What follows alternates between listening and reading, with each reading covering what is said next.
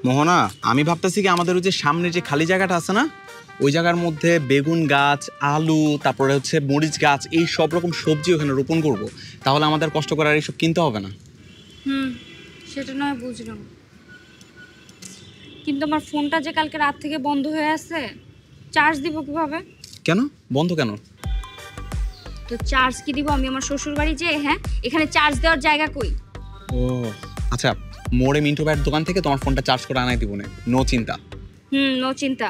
মোবাইলে চার্জ না হয় দিলাম, কিন্তু আমি গোসল করব কোথায়? আমরা লেকের পানিতে গোসল করব, দুইজন প্রেমের আনন্দে সাঁতার কাটবো, আমি গান গাইবো আর তুমি নাচবা। মনে অনেক সুখ লাগছে তোমার, তাই না? তোমার কি এই জায়গা ভালো লাগতেছে না? এই যে গাছের নিচে আমাদের ছোট্ট সংসার। না, একদম ভালো লাগছে না। ফোনে চার্জ দিতে পারছি না, গোসল করতে পারছি না। আচ্ছা একটু ধৈর্য ধরো, আমরা অ্যাডজাস্ট করে নিব তো। আর তাছাড়া প্রাচীন যুগের মানুষরাও তো এরকম ভাবে বসবাস করতো, তাই না? আর তার জন্যই তাদের ভিতরে প্রেমটা অনেক বেশি ছিল। আর তাছাড়া আমরা কি করছি বলো তো, বাবা মার সাথে চ্যালেঞ্জ নিচ্ছি যে আমরা এখানে সুখে শান্তিতে থাকবো। একটু ধৈর্য ধরো। রায়হান, সেটা আমি জানি, কিন্তু এই পরিবেশে আমি অ্যাডজাস্ট করব কিভাবে বলো?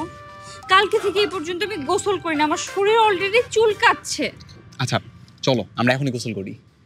এখানে গোসল করব আর কাপড় বদলাবো কোথায়? এই খোলা আকাশের নিচে? ছি ছি ছি, তা কি করে হয়? তাহলে কোথায় করব বলো? তাহলে একটা গোসলখানা বানিয়ে দাও এখানে, কম খরচের মধ্যে। গোসলখানা তো বানাই দেওয়া যাবে, কিন্তু তাও তো টাকা খরচ হবে, তাই না?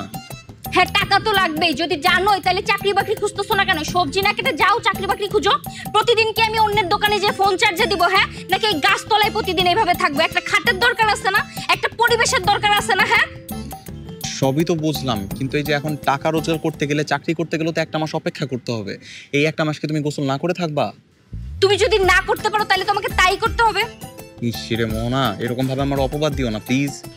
হ্যাঁ যাও, প্লিজ যাও, যে দেখো একটা চাকরি বাকরি করতে পারো কিনা। আমি আর এইভাবে পারতাছি না, এইভাবে আমার পক্ষে সংসার করা সম্ভব না। আচ্ছা ঠিক আছে, রান্নাটা শেষ করো আর এই সবজিগুলো কেটে ফেলো। আমি দেখি কোনো একটা চাকরি বাকরির ব্যবস্থা করতে পারি কিনা। আর 1 মাসের অ্যাডভান্স নিয়েই ফিরবো। বসো।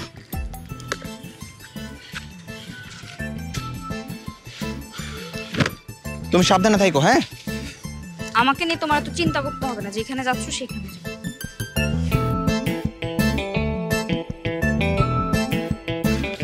আজকে যেমনি হোক বন্ধুর কাছ থেকে একটা চাকরির ব্যবস্থা করতেই হইব।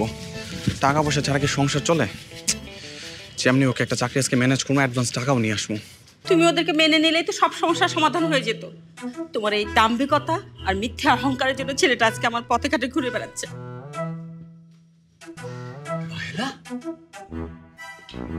একটা ছেলেকে আমি বড় করলাম, মানুষ করলাম, আর আমার কোনো চাপ থাকবে না?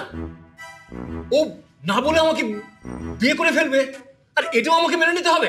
এখন যে তোমার মান সম্মান সব যাচ্ছে, এটা মেনে নেবে কিভাবে? হ্যাঁ, ওগো প্লিজ তুমি ওদেরকে বুঝিয়ে সুঝিয়ে বাসায় ফিরে নিয়ে আসো না, প্লিজ যাও না। শোনো, আমি কখনো ওকে বোঝাতে চাই না। ও যদি নিজে থেকে ফিরে আসে, ওর ভুল বুঝতে পারে, তাহলে আমি ওকে ক্ষমা করে দিই। থাকো তোমার ইগো নিয়ে। একদিকে ছেলের ইগো আর এদিকে বাবার ইগো, মাঝখানে আমি। আমার হয়েছে যত জ্বালা।